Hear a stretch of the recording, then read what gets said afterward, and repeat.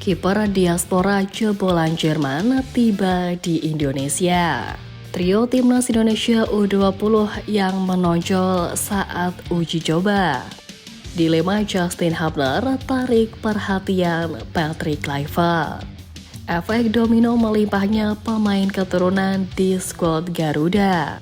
Push like di bawah, lanjut simak informasi selengkapnya sebagai berikut.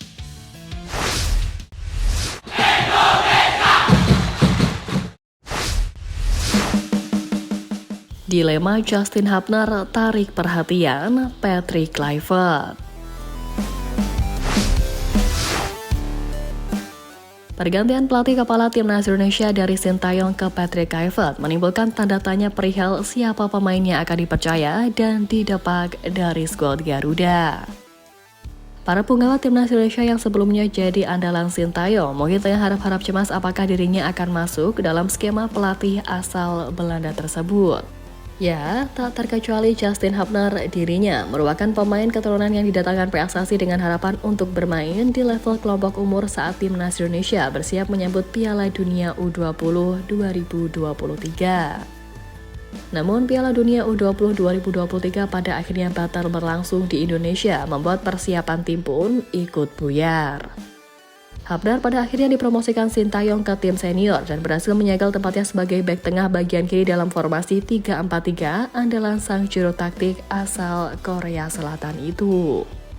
Dan selepas Sintayong dipecat dari PSSI, Hubner pun menjadi salah satu pemain yang sangat kecewa. Tapi terlepas dari itu, kepergian Sintayong di atas kertas tak bisa serta-merta membuat Hubner sebagai salah satu pemain kesayangannya akan tersingkir di era Patrick Kluivert. Namun Kluivert pernah menyampaikan bahwa dia memiliki kriteria dalam memanggil pemain ke tim nasional. Salah satunya harus memiliki menit bermain yang cukup di klubnya. Terkait Hubner, sang pemain tidak tampil rutin bersama Wolverhampton Wanderers U21. Dia tercatat baru 4 kali tampil di musim ini. Dan belakangan Hubner juga mengunggah foto dengan keterangan yang membuat para fans Timnas Indonesia bertanya-tanya.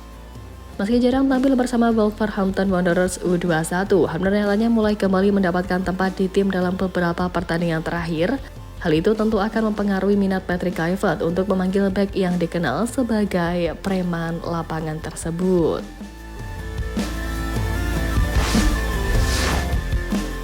Trio Timnas Indonesia U20 yang menonjol saat uji coba.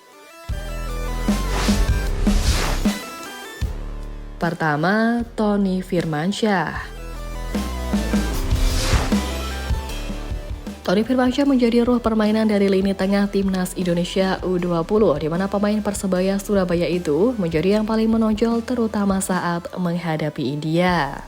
Terbukti Tony Firmansyah berhasil menjebol gawang India melalui tendangan bebas saat laga berjalan 4 menit. Dan dengan cerdik pemain berusia 20 tahun itu melepaskan tendangan kaki kiri, bola mendatar menembus pagar betis dan tak bisa dihalau oleh kiper India. Setelahnya pun Tony Firmansyah kerap menghadirkan ancaman dengan umpan-umpan terukurnya serta beberapa percobaan mencetak gol dari lini kedua. Kedua, Doni Tripamungkas. Kapten Timnas Indonesia U20 Doni Tripamungkas seperti biasa menampilkan determinasi tinggi dari sisi sayap kiri. Beroperasi sebagai sayap kiri, ia punya mobilitas tinggi baik membantu penyerangan maupun pertahanan. Pemain Persija Jakarta itu beberapa kali melancarkan serangan agresif dengan umpan-umpan silang serta kerap melepas tembakan keras. Konsisten menjadi satu kata yang paling pantas disematkan kepada Doni Tripamungkas, di mana performa Doni semakin matang dan juga bakal menjadi andalan di Timnas Indonesia U20 di Piala Asia U20 nanti. Ketiga, Muhammad Ragil. Menjadi penyerang di sayap kiri, Muhammad Ragil kerap menjadi kombinasi mematikan bersama Doni Tripamungkas. Naluri mencetak golnya pun terbilang tinggi, di mana sejak laga pertama akselerasi Muhammad Ragil kerap merepotkan sisi pertahanan lawan. Bahkan ketika menjadi tandem dari Jens Reven, penyerang Bayangkara FC tersebut berhasil mencetak brace ke gawang India.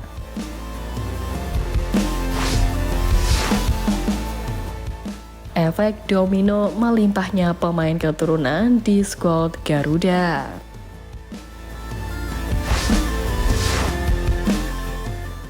PSSI bertekad membawa timnas Indonesia tampil di Piala Dunia 2026 yang salah satu cara yang dilakukan pun yakni mendatangkan lebih banyak pemain keturunan ke skuad utama Patrick Kluivert. Tak hanya menargetkan kemenangan kontra Australia, pasukan Patrick Kluivert juga harus bisa memetik angka saat menjamu Bahrain di Stadion Utama Gelora Bung Karno, Jakarta pada 25 Maret dan Cina pada 5 Juni di tempat yang sama. 3 kemenangan akan memuluskan langkah Indonesia ke putaran final Piala Dunia 2026 karena tambah 9 angka memungkinkan JICCS yang saat ini bercokol di posisi ketiga grup C dengan tabungan 6 poin finish sebagai runner-up. Namun jika di era Sintayong, bakat-bakat lokal masih mendapatkan kesempatan untuk tampil di bawah kepemimpinan Patrick Kluivert tentu masih mengundang pertanyaan.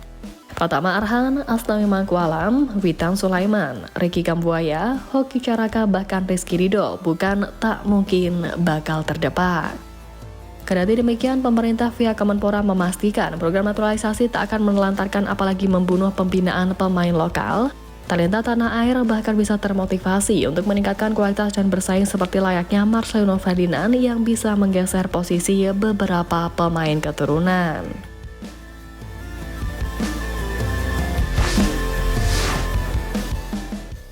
Kiper diaspora jebolan Jerman tiba di Indonesia.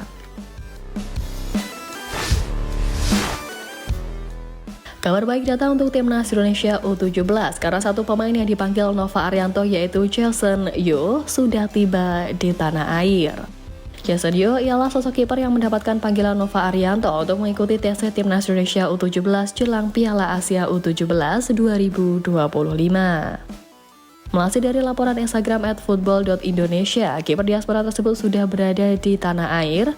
Kiper muda ini melakukan perjalanan panjang dari Jerman menuju Jakarta yang kemudian dilanjutkan ke Yogyakarta, tempat di mana Nova Arianto menggelar TC untuk skuad Garuda Muda.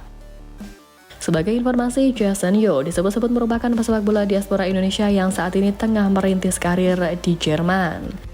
Dari informasi yang beredar, kedua orang tuanya merupakan warga negara Indonesia dan sampai saat ini kedua orang tuanya juga masih memiliki paspor Indonesia. Ibunya berasal dari Pulau Kelong, Provinsi Kepulauan Riau, sedangkan ayahnya berasal dari Kijang Kota, Provinsi Kepulauan Riau. Jason Yo mengawali karirnya bersama SV Friederscore saat berusia 4 tahun.